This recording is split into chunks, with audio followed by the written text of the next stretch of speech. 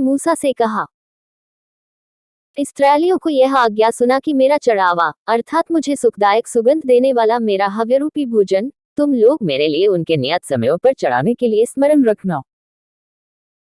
और तू उनसे कह कि जो तुम्हें यहोवा के लिए चढ़ाना होगा वे ये हैं, अर्थात नित्य होमबलि के लिए एक वर्ष के 2 निर्दोष भेड़ी के बच्चे प्रतिदिन चढ़ाया करे।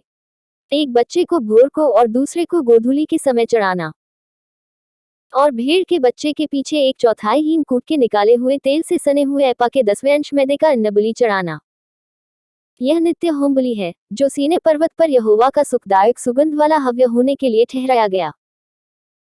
और उसका अर्घ प्रति एक भेड़ के बच्चे के संग 1/4 हीन हो मदिरा का यह अर्घ यहोवा के लिए पवित्र स्थान में देना। और दूसरे बच्चे को गोधूली के समय चढ़ाना। अन्नबलि और अर्घ समेत भोर के होमबलि की नाई उसे यहोवा को सुखदायक सुगंध देने वाला हव्य करके चढ़ाना।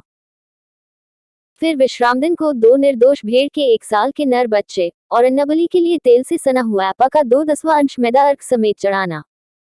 नित्य होमबलि और उसके अर्घ के अलावा प्रत्येक विश्राम दिन का यही होमबलि ठहरा है।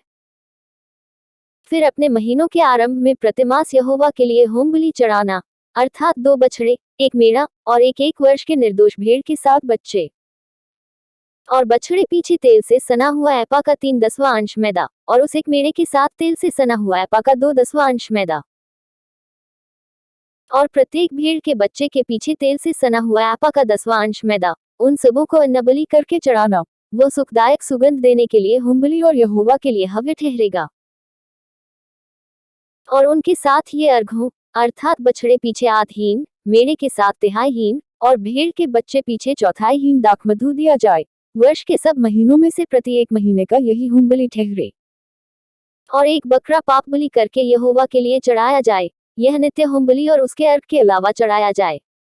फिर पहले महीने के 14वें दिन को यहोवा का फसह हुआ करे और उसी महीने के 15वें दिन को पर्व लगा करे। 7 दिन तक अख़मीरी रोटी खाई जाए।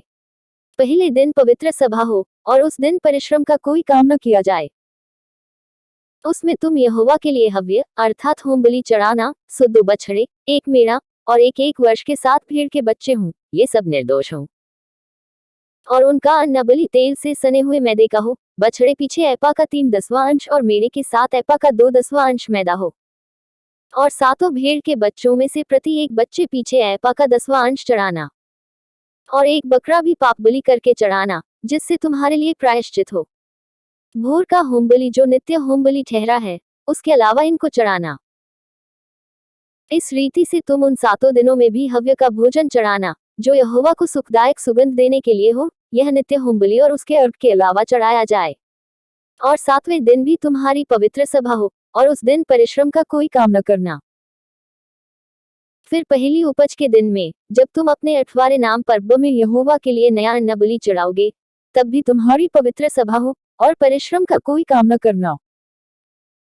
और एक होमबलि चढ़ाना, जिससे यहोवा के लिए सुखदायक सुगंध हो, अर्थात 2 बछड़े, 1 मेढ़ा और 1 वर्ष के 7 भेड़ के बच्चे। और उनका अन्नबलि तेल से सने हुए मैदे का हो, अर्थात बछड़े पीछे एपा का 3/10वां अंश और मेढ़े के संग एपा का 2/10वां अंश। और 7 भेड़ के बच्चों में से 1 बच्चे के पीछे एपा का 10वां अंश मैदा चढ़ाना। और एक बकरा भी चढ़ाना, जिससे तुम्हारे लिए प्रायश्चित हो।